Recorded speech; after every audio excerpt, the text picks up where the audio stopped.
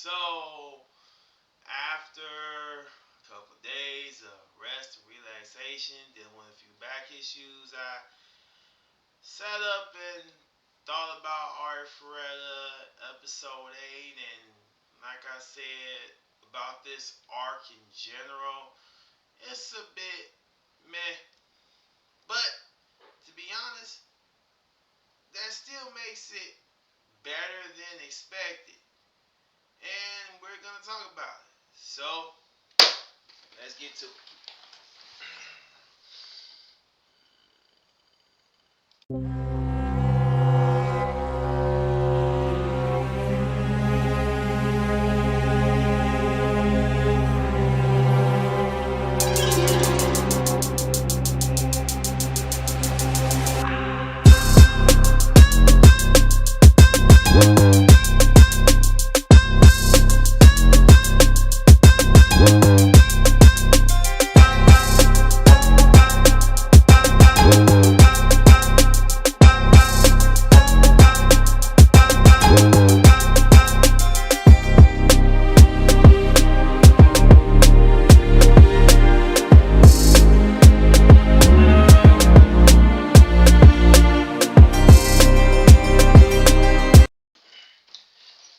Alright, what's going on, everybody? This is your Anime Legacy in the Anime Lounge with Arifureta Chapter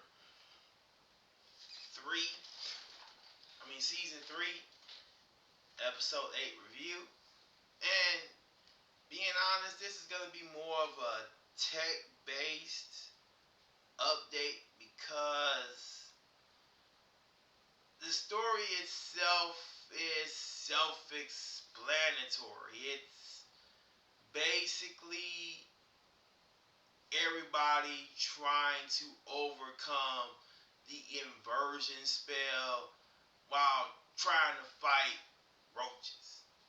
You know, it's nothing more, it's nothing less than just basically that. Now, I probably will do a rant and review about the end of the chapter because it's very important in the sense that, you know, as I've said before, the goal of the labyrinth and the goal that Hajime has, as you see at the end, when he finds out that he can use the compass to go home, are completely different.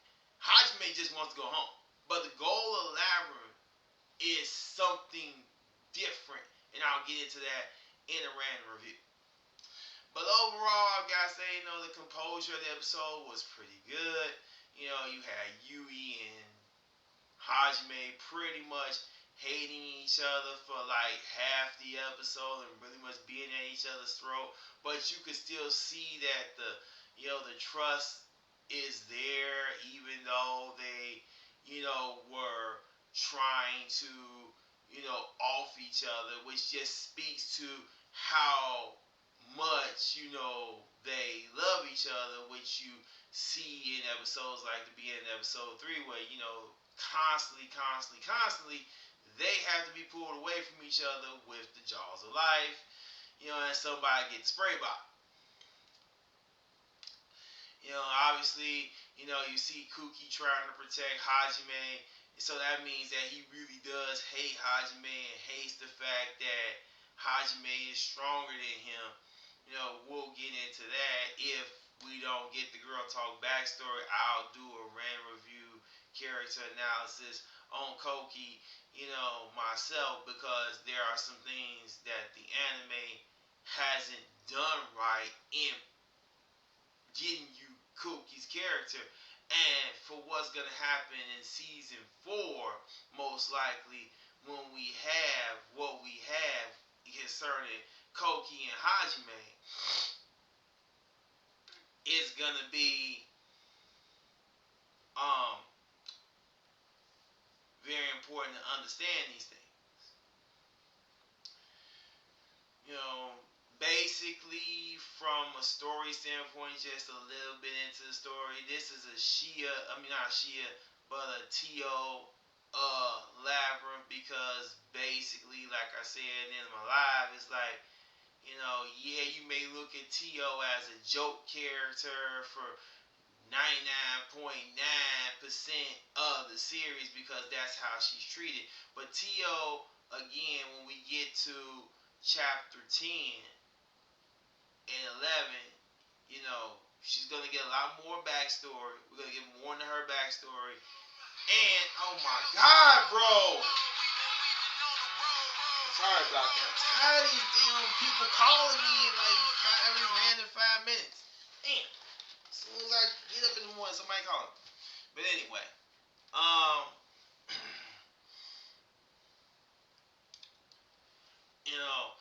T.O. is a lot better character than she's given credit for. And this dungeon kind of proves it's like when it's time to lock in, T.O. lock in.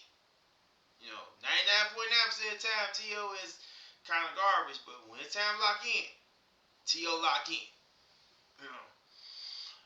As for everything else, you got the good scene again, showing you Shizuku and Ikari are really, really good friends. Now, in the book, Shizuku was a lot more affected by this labyrinth than the anime kind of shows. They did the aphrodisiac part right with Shizuku because basically just going to spoil it, Shizuku, or not spoiling because she got the little flick in her head, Shizuku actually is the only one out of Kuki's group that does pass this lap. Out of Koki's group that passes this lap. And gets the evolution magic that this labyrinth holds.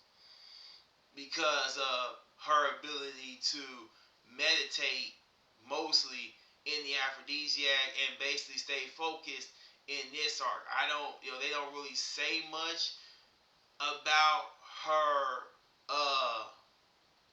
Tsukuyomi dream because that's more tied to her rehab, and we'll probably get into that hopefully in the next 2 episodes because the rehab is coming. Rehab is coming. she gonna have to deal with the truth. Stop them lies. But what I really like about this chapter overall is the visuals. I like when Yui made the dragons and the little, move they did at the end. The lighting and the animation was really good on that. But overall, we're finally done with this. Hopefully, we will get the Girl Talk backstory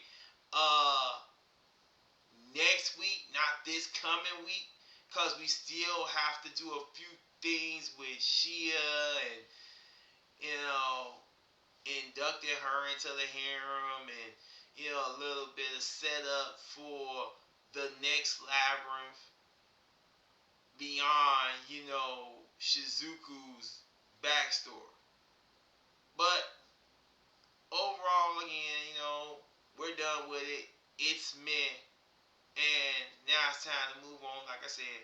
So that's all I have for this one. If you like anything you heard, sorry for the phone interruption. Please like and subscribe to the channel, and I'll catch you in the next